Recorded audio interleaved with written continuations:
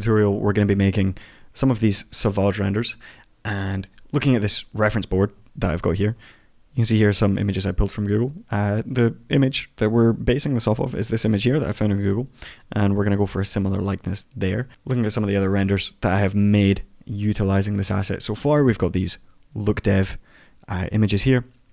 We've got the desert ones, which we're going to make today. We've got some cool log ones as well. Over on my Patreon, I am going to make a tutorial going over how I set the bottle itself up and the textures. I did buy this from TurboSquid, as I usually do with these things, so I will link that so you can go and purchase it. But if you want to see the actual setup of the asset, which is going to be quite a long process, you can go and see that on my Patreon, and we're going to make some more tutorials with scenes like this and some other scenes that I haven't made yet, and we're going to go deep on that. But regarding the setup itself, the reason I'm leaving that for Patreon is it is quite a flexible setup and kind of needs to be tweaked scene by scene. What I got working in the look dev scene wasn't working in other scenes. As you can see, certain things are left unplugged and whatnot, so I'm going to leave that for over there. What we're going to do is just utilize this asset. I want this tutorial to be focused on how we can achieve a result similar to this and just moving through that. So if you want to go check out how I actually got the asset to where it is, then go see that on my Patreon. So a quick overview of the finished scene. It's not super overcomplicated. We're going to be using some Megascans. What I've got going here is we have a plane, we have one Megascan in the back, we have another one kind of slightly on the ground. It was a bit of a weird setup. I think I was paying a little bit too much attention to the reference at points, but I really just wanted this desert setup. I wanted to utilize some cool colors. So we've got a little bit of a white point tint to get a bit more of an orange tinge on the render itself, and we're using some cool sky textures. We have a sky texture that's focused more on gaining reflections as the primary environment, and then we've got another one that's really just for visibility purposes and a cool composition. So what we're going to do is we're going to take these assets, we're going to throw them in a new scene, and I'll make sure to detail parts of it so you're not completely blind, but the setup itself is quite simple. So we'll go into a new scene and we'll start throwing in some lights. So you can see we've got a couple lights, we've got one on the bottle, one for the ground. I'll detail the light IDs, everything else, and we'll get moving. So we are in a new scene here. We're going to try and keep things neat. We're going to try and move through this quite slick. So we're going to lock live viewer. I'm going to set path tracing, and let's bring in a Octane camera. Go into that camera. Same thing as usual. If you watch any of my tutorials, I like to zero my cameras. I like to keep things the center of the scene and build everything around that. Let's come up to a focal length of about 135. Go back to the coordinates. Now let's bring this up, center everything, and then move back. So we want to be straight on, looking at the bottle, and leave it there. Then we're going to come up to the render settings. We're going to move into Octane, go to the output. For now, let's do 248 by 248. In fact, let's start off wide. So that's 2K. You can do 1920 by 1080. I generally like to do 2K because my system can handle it quite well and not get too sluggish. But if I need to, I will drop it to 1080p. So we're going to stay here now. The reason I'm doing this is because as I'm going to build out the scene, I just want to give myself a little bit of insurance that I am building things out well outside the perimeters of, you know, a square composition. Because if I were to start square and then come to wide, I might be like, oh crap, now I need to change things. Where if we go wide, we can come square after, and things will, you know, be sorted for us.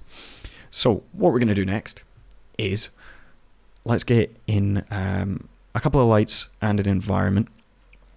The first thing I'm going to do is drop in a plane, and I'm going to make that plane quite a bit bigger. Now, in my F2 view, I just want to be able to work here. You've seen me do this before. Press NA in the F2 view. And now we've got this other view. That's middle mouse click to come here, or you can press this button, and you know, or F1, F2, F3, F4. If we press F2, camera's perspective. Now I can just move about here, and I can change what I want. Now I want the back of this to actually be, you know, looking at this reference, the back of that isn't too far behind. So we want something like that, but we want this quite a bit bigger, just so we're not seeing the edges here. So I think something kind of similar to this is going to work quite well. If we have a look at that, you know, you could round this up 1000 by 1300.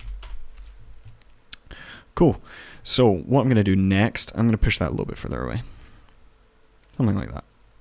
Is we're going to go to Objects, Texture Environment, set it to black. Turn that off in the viewport. And then I'm going to go to Objects, Lights, Octane Area Light, right click, Animation Tags, Target. I'm going to target the bottle. Now, here's one thing that's interesting. Now, this is where I'm going to go into the texture a little bit and describe what's going on. I'm going to add a Octane object tag to the ground. We're going to leave that for a second. And then in the light, we're going to go to distribution, plugins, Cinema 4D Octane, fall off map. You come into that, set that to iRay. Now you can see we've got fall off on that light. So if we compare, and we set this to, for example, 90 degrees. As you can see, we're getting really, really soft reflections now. We're not getting that hard light reflection. It's actually falling off in the middle, which is what we want. And when we're lighting glass, that's what's going to give us super soft reflections. And you can see that being utilized here. You can see the kind of gradient on this light. You can see it a lot more in this render. And what that does is just the fall off alone makes the glass look a lot more complicated. Makes it look like a lot more is going on here than what is going on. Which allows us to keep our specular samples low and keep everything looking clean. It is also going to reduce noise a lot when it comes to lighting glass. So we're going to keep that on 90 degrees. We're going to make this a little bit bigger. We're going to move it a little bit closer as well. Something like that looks quite nice. Now, we're going to duplicate this light. We'll just set this one to 90 degrees. We'll come into the light and we'll make it about 100 by 100 for now. And we'll set the power to about 1000. I'm going to move this off to the background. Now regarding that Octane object tag, come into this, go to the object layer, and then use light pass mask. We're going to enable that. We've got these lights. We're going to call this one bottle. We'll call it bottle light. We'll call this one geo light. Now this light is going to be controlling all the Megascans in the scene when we bring them in. This light is just for the bottle. So what we want to do is we want this to be on a light pass ID of 1. We want this to be on a light pass ID of 2. We're going to have the plane ignore light pass 1. We're going to go to the Sauvage Octane object tag, which was already on there. Enable that. And we're going to have that ignore light 2. Simple as that. So now light 2 is lighting the ground. As you can see, if I turn that off, ground's gone. Turn this off, bottle reflection's gone. So there's a little bit of light IDs for you. I'm going to try and move that over a little bit. And then what we're going to do is, for now, I'm just going to drop in a Studio HDRI. I'm actually thinking about making some of these on my own. You can find these everywhere. Studio HDRI is very useful for reflections, very useful for filling in lights. I'm going to move away from this to a HDRI of a sky a little bit later in the tutorial, but for now I'm just going to use this Studio HDRI. So now that's loaded in, if we drop this down, we'll call this Studio HDRI. We'll call this one BG. That is the primary environment right now. I'm going to set that to visible, bring it up, and then what we have here is some cool reflections that we can control, but we just want that affecting the bottle. So come to the Octane object tag on the plane and turn off environment, which is E.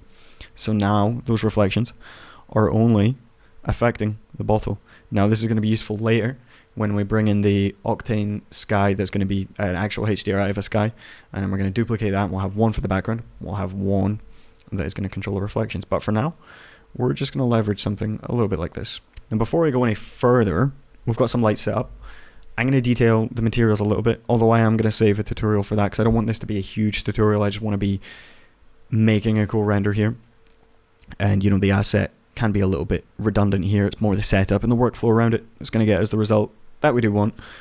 But the asset itself, I just want to show a couple of things. There was a tube in this model. I turned it off because if you look at a lot of the adverts, it's not really there. Although none of these are, you know, renders. This one could be, but it's pretty obvious that these aren't renders. And the bottle looks different, render to render, reference to reference.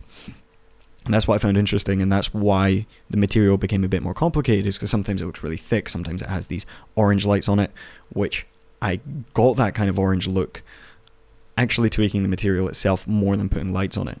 So it kind of had to have that ability to be leveraged, which is why I wanted to leave it for its own tutorial over on Patreon. But here you can see the asset is looking wildly different depending where it's being shown. You can see here it looks very thick. Now, albeit it's on white background, but that glass isn't really showing through, whereas here, although a lot of it's reflection, it doesn't even look like there's liquid in it. There is liquid in this model. Now, I was turning it on and off, kind of depending on what was going on. All that material is a Octane specular material with an RGB spectrum in the transmission, a little bit of roughness to thicken things up in the inside, and darkening that down. I was pushing this back and forth depending on what I was doing. And in the material itself, the glass texture, there's nothing here that you won't be used to if you're used to making renders. IOR 1.52, fake shadows, all that kind of stuff. Same in the other material. It came with a nice gradient to actually allow differentiating between the materials. But again, I don't want to spend too much time in that. I just wanted to clear up a couple of things about, how we're going to actually use this. And with that being said, the render settings, if we set this to 248, 88, leave that on 8. We don't need anything else. What's going to make this glass look really nice, if anybody is caught up about the material, is going to be the way we set up the scene, not so much the material, and the way we handle our lights, hence the fall off map, the HDRI and whatnot. Now what we're going to do is we're going to jump into some Megascans, but what I'm going to do first, enable the camera imager. I'm going to set that to ACES tone mapping to get rid of that nasty highlight, and I'm going to increase the exposure a little bit, and I'm going to give it a little bit of bloom, and we'll leave it there for now. And then we'll end up having to come back to this quite often to make sure the scene looks good. But for now, we're going to leave that there so we can save that and start pushing in some Megascans. Now, a lot of the assets I was actually using was, if you go to Quixel Bridge, you can go to Collections, Environment, Natural, Canyons of Utah. So if you come up here and you can see here, what I was doing was I was taking these and color correcting them to make them a little bit more yellow, to make them a little bit more like the reference. I like the way a lot of these look. I'm going to try and find some of the ones that I did download, and we're going to try and use some of those. I quite like the rocky materials and whatnot, and the rocks themselves just seem to really hit light quite well. So we're going to try and use some of these. I'm not going to be too strict about getting the exact same assets. I tried a couple of different ground textures. A lot of them ended up looking the same. What we're going to do to begin with is we're going to use a texture, and then we're going to put in some assets around that just to fill out the scene a little bit. And we're going to keep things really, really simple. What I think I'm going to go with first is this canyon rocky ground. This one looks like it'll work quite well, and it'll probably hold the yellow tint a little bit better than this one would, hence, just because of the origin and whatnot. So I'm going to drop that into the scene, and then once that's in there, we can put that on the plane, and we'll go into the material, and we'll tidy this up, and we'll make it good to work with. So super simple. Let's get that laid out. We'll highlight all of these, right click, add to selected projection, and we'll set this to box. And then in the displacement, you can see we've got some tiling, so we don't want that, but in the displacement, set that to 4K, and I'm gonna bring up the scale for now. And we're going to bring up the height. Something like this looks good. And at the angle we're at, we're not really seeing any tiling or anything.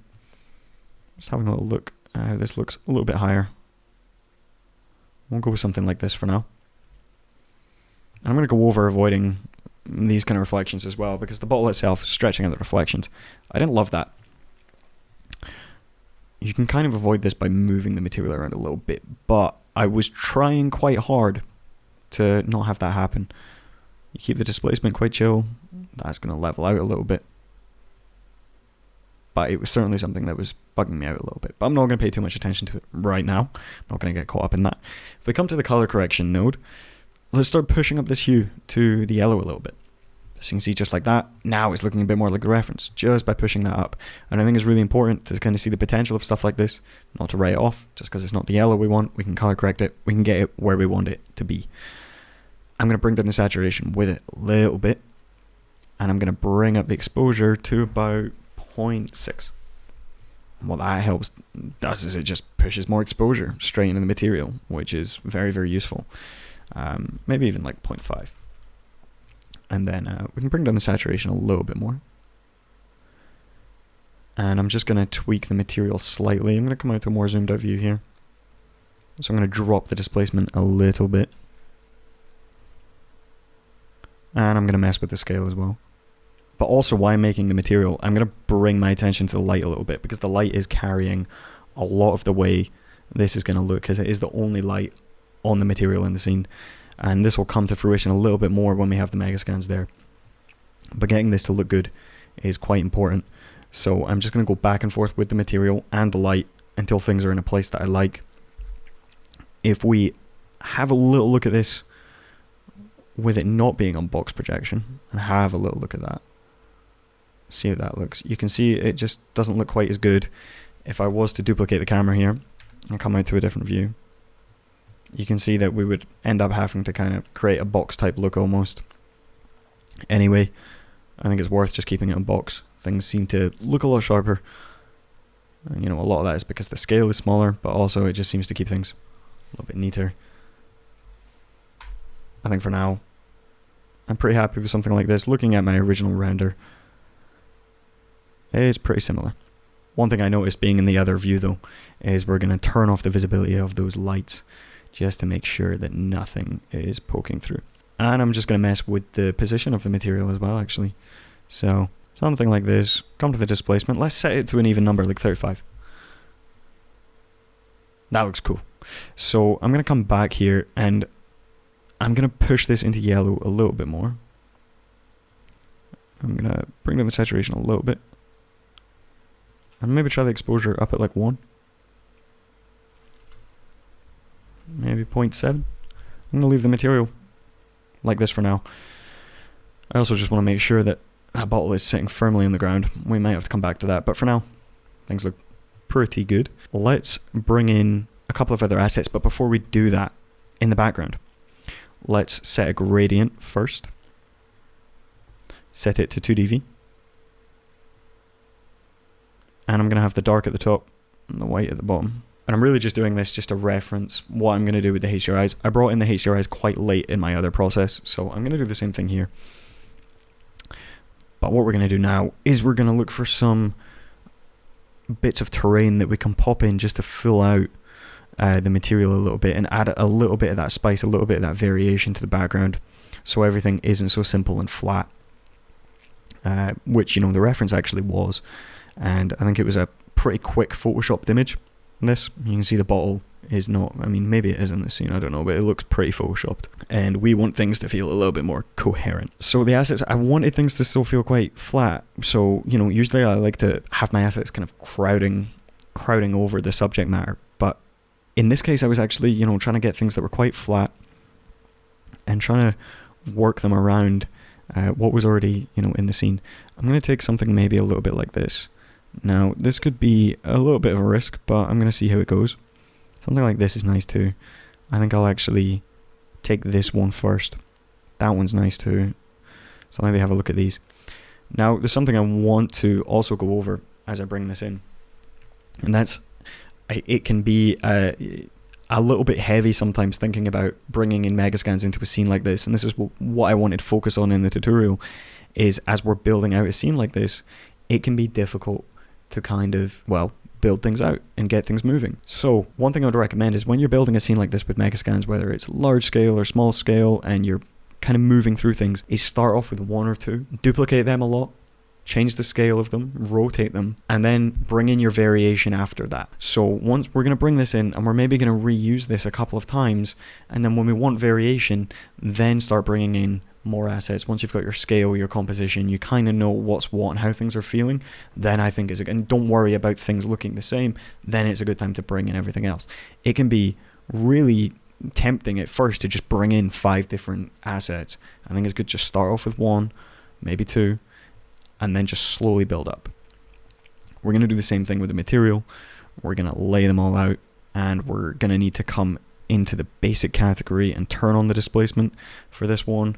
We're going to set that to about 2. We're going to set that to 4K, and we're going to do the same thing again in the color correction. So I'm going to bring this up to yellow a little bit. I'm going to bring down the saturation. I'm going to bring up the exposure to about 0.5. Make it a bit more yellow. We really want that color to feel the same, but it's not going to feel the same until we come to the Octane object tag, turn off the environment, and turn off light number 1. Now it's doing the same thing as the plane. and it's only listening to that one light. I'm going to move this to a slightly different position, off to the side, something like that. Looks pretty good, and you can see now we're just getting that variation, but it looks quite low resolution. So let's mess with it slightly. So it's actually the displacement itself, so bring back down the displacement back to about 1, and maybe mess with the gamma a little bit. Just tweak the material until it gets to a nice spot, and you see that's blending pretty much perfectly now.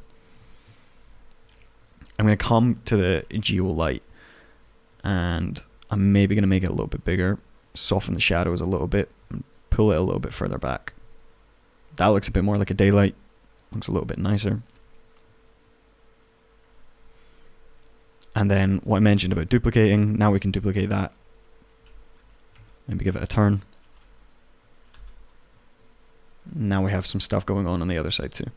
And you can see just like that, with one asset, we have a very, very fluent and natural looking scene. So what I'm going to do now is I'm going to bring in a couple of these sky textures. So I'm going to turn off the Studio HDRI, but I'm going to duplicate it.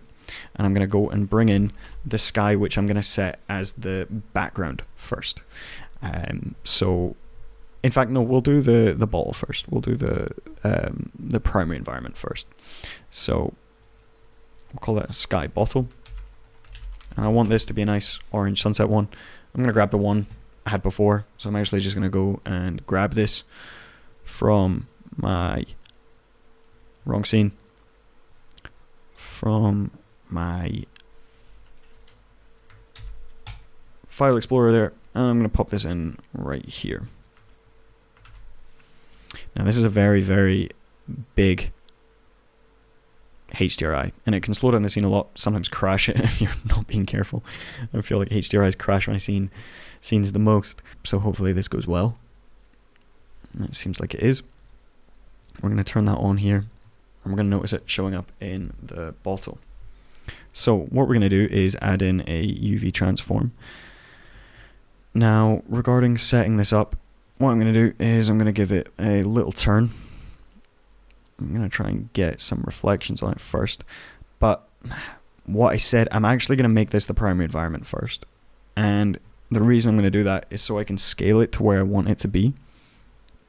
So we can focus on the reflections. Because if I can see it in the background, then I can push it to where I want it in terms of reflections. So I'm going to keep coming into that and keep scaling it down. But not too much, because you don't want it to look unrealistic, but we want to see the sky in the bottle. But we certainly don't want to see the ground. And I really like that it was only really on the right side when I did it before, which means we probably need a larger scale. And I'm just going to keep pushing this around until it looks quite good. It's not looking great right now. We're seeing a little bit of tiling on it. Something like that isn't horrible for now. And if we see it here, it looks really, really nice. We've got nice orange reflections and stuff. So, and bring up the power of that a little bit too. And then let's set this. So that's set to primary environment. So now we've got that as the primary environment. Let's delete the background. Let's duplicate it and call it sky, I don't know, sky visible. And we'll set that one to visible environment. And with this one, what we're going to do is focus on making it look nice in the background. Now, what I liked about this one is it did have some slight mountains, as you can see here. We can get those in there. And you end up kind of having to tweak it like one by one. But one thing I focused on, I'm going to show you this by bringing down the scale of this one, is that if I bring down the scale, if we find where the sun is in the scene, and we want to match that to our light. So you can see the sun was about there. If we move this background to the right, other way around, find where the sun is, just there. And the problem is with a scale this small is we're going to kind of lose, like, yes, it has a lot of depth, which feels really realistic and cool, but we're going to end up seeing the ground too much, and we don't want that. So we can see that the sun's about there on the right. So I'm going to bring up the scale again. I'm going to drop that down on the Y, and then bring this back around until I find the sun.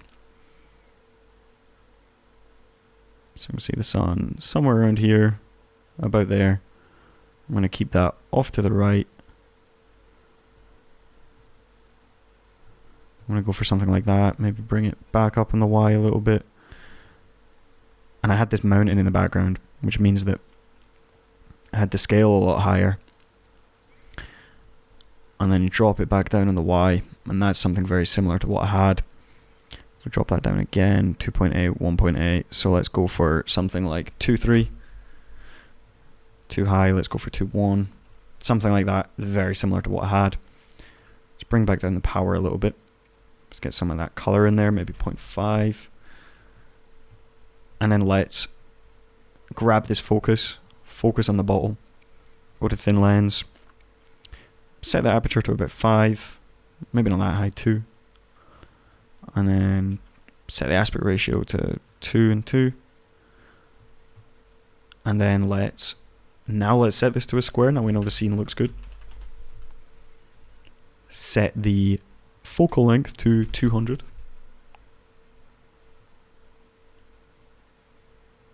Maybe a little bit higher. A little bit lower, sorry. 250. And then let's pull in a bit closer, and I'm going to do a little bit of camera work now. So I'm going to bring down the exposure a little bit, and then I am going to lift this back up a little bit. I feel like maybe 0.7. Now everything, I kind of feel like I'm a bit far away from the bottle right now, but we'll come back to that. We can maybe get away with pulling it a little bit closer. If we come back to my original render here, it feels a lot tighter in general. So I'm probably going to follow that actually, because we don't want to be this far away from the bottle. So I also don't want a huge focal length. I think I will go for 200. And yeah, we'll go for something like that. It probably means we're going to have to mess with the sky again a little bit, but I'm not going to worry too much about that for now. We might have to move the assets around, but things are looking good. In the camera, go to the white point, set this to a blue. Now if we set this to blue, this is inverted, so this is actually going to yellow things up.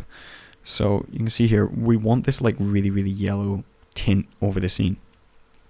So we can just do that here in the edge tint, which is going to be really, really useful. I'm going to go for a slightly orange tint, and that's going to make things feel a little bit nicer. We don't want it too yellow. We don't want it to feel like Breaking Bad or something, but you just get these colors right. This was something I was coming back to and changing constantly. So we just want to find a nice happy medium, something like this. The saturation itself, you can almost get away with pushing that up a little bit, add a little bit of vignetting, and then mess with exposure again. And I'm going to come back to my main geo light. Maybe going to push it a little bit further into the background.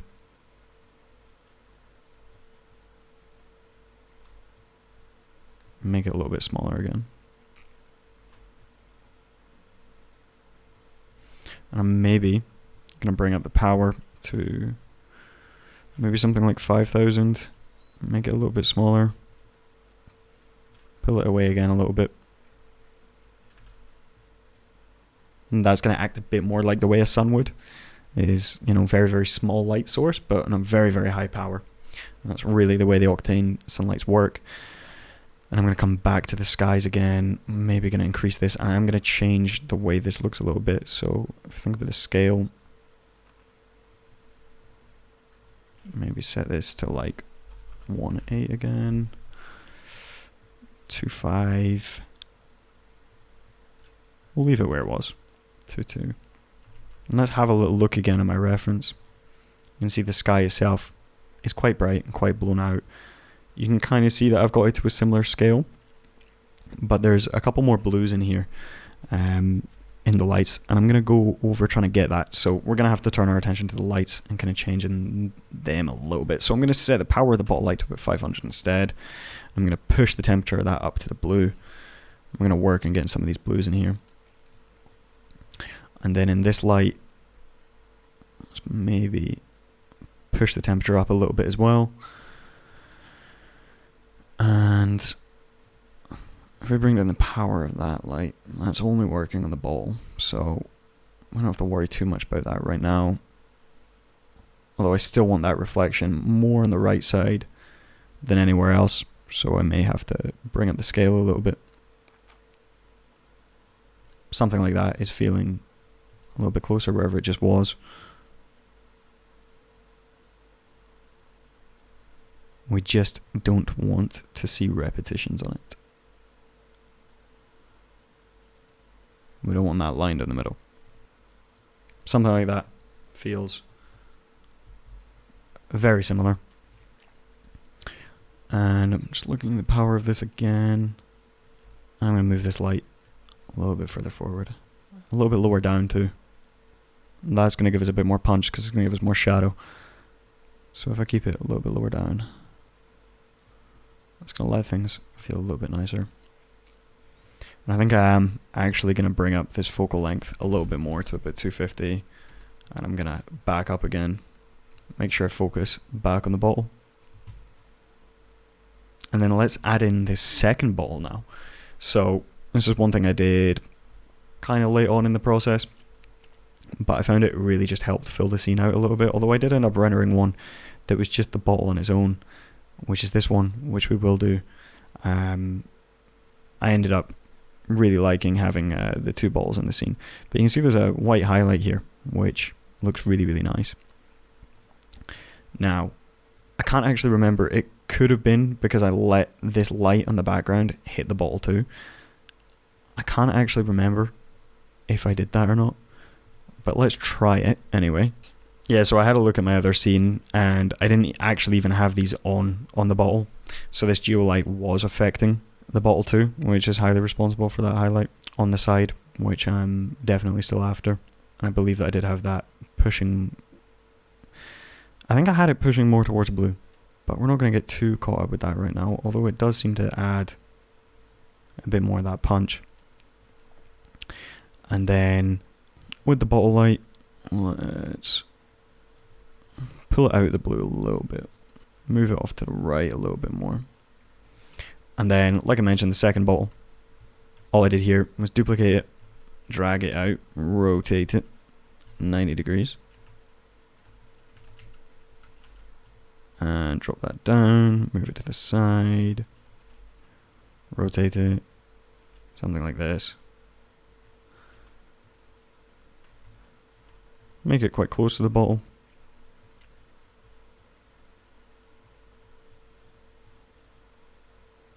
And then I turned off the cap, just to get a little bit of variation, turned it a little bit.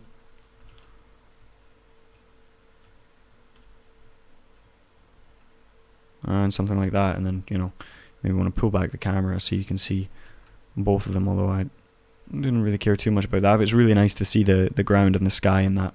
I thought that looked really, really cool. So now we've got both those bottles. That looks right, pretty cool. We just need to do some finishing touches now to level out the scene and make it kind of feel complete. The colours don't feel great right now. I'm tempted to pop in a LUT, as that will help things a little bit. But a lot of this is going to be camera imager work. I'm going to set the sampling rate of the lights to the same amount.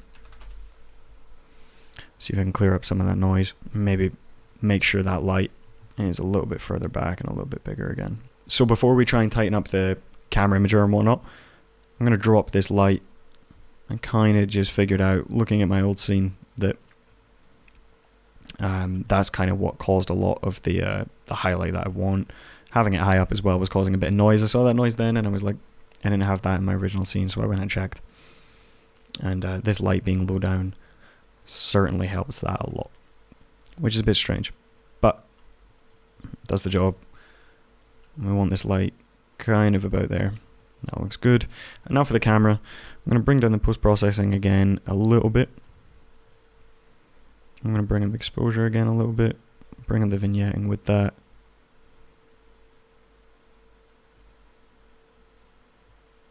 Maybe bring that up a little bit.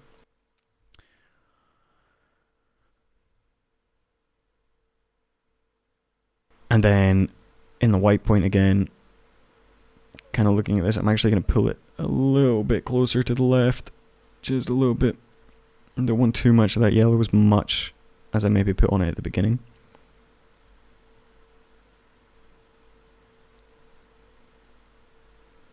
Because I do want to show up some of these blues in the background. So we're going to come a little bit out of that. Saturation. Maybe desaturate a little bit to like 0.9. Bring down the hot pixel removal. And maybe just a little bit higher. And then let's go to the materials. And let's bring up the exposure of these. Maybe bring down the gamma a little bit.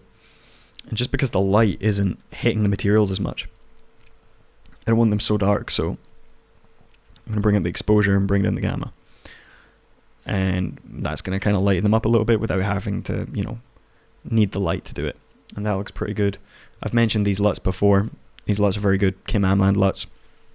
I'll link them below. If I were to come off Aces tone mapping, crane on the camera. Very incredible LUTs. Let's see what work that can do. So with these LUTs, if you turn off Aces tone mapping, bring up your highlight compression, we're going to have to bring down the exposure a lot. And then let's get a bit gamma in there. Maybe try the edge tint again a little bit. And then back on that light, just trying to reduce some of the hot spots. That looks pretty good. Maybe a bit less vignetting, and we'll maybe do a little bit more aperture. And we'll see if bringing up the visible sky is worth doing. And I feel like that is relatively close to this render. Mine seems to have a bit more of a punch. We've got this orange stripe down the side here. And we seem to have a bit more colour and everything in general. Not so much in this scene. But I'm going to go for that orange stripe. And we'll wrap things up there a little bit though on the LUTs. These LUTs are made for photography. Now they work very, very well in Octane. Octane you can't grade with curves or anything yet. So putting in LUTs like this will give your renders a very hefty punch. That is going to make things look a lot nicer. And sometimes, restore this, come back to the other camera. Although Aces tone mapping is a promising result, and it gives it a little bit of a punch that wasn't there otherwise and lifts things up in a way that you wouldn't expect from photography LUTs. Now, that orange stripe, I want that, and I want it bad. So, let's bring up the power a little bit more in the ball. I'm going to start rotating things until I get that stripe. Now I may have to cut this forward until I get it and show you the parameters.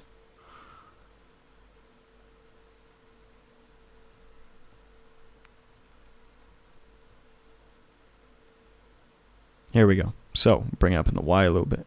Move it to the right. Bring up the power again.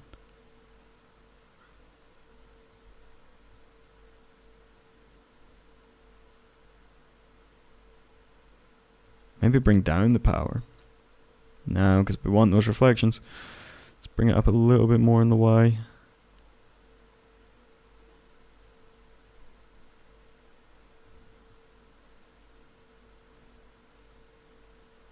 There we go.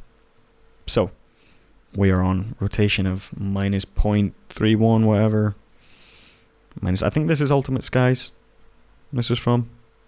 Or HDRI Skies pack. I'll try and find it and link it below. The scale is barely shifted, 0.95 basically. We've got those orange stripes. I'm going to just lift things up a little bit more again in the camera. Desaturate again. Bring the vignette a little bit. And I would say that's a relatively similar result in a fraction of the time. This was a little bit more difficult to recreate than I had anticipated it would be. Another thing as well is there's more of this light showing on this side ball, which means that this light kind of needs to be more around the side like this, which means that if you look at where this is targeted to, it's targeted to the light, to the bottle. So we drop in a null instead and target these to the null. Bring that forward a little bit, and then push this bottle light around. Oh, that's messing with the the fall off a little bit. Maybe just try and get that showing up on more of the ball. It could be to do with the rotation as well, of course. So I'm not going to get too frantic about it, but I do want to make sure that we're seeing a good amount of that fall off. A lot of that's going to be to do with the angle of the light. So I'm just going to mess a little bit with the rotation here, just to see if that helps.